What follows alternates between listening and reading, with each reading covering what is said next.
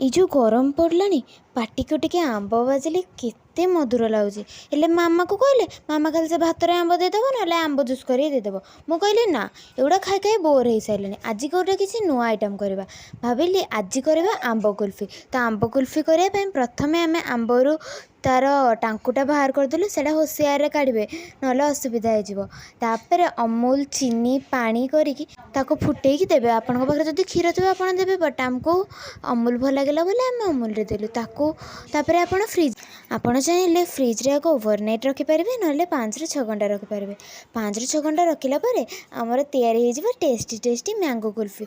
आउ यार चोपा होशियार छड़ेबे कहीं देखो ये हाथ पूरा एत कोलाप्स हो जाऊँगी ना पूरा माने देखिए आपको काटे ये देख पारे। मामा भी टेस्ट कर कहे केमती लगुच। मामा भी टेस्ट कर कहले बढ़िया लगुच। वीडियो भल लगे लाइक शेयर सब्सक्राइब करेंगे।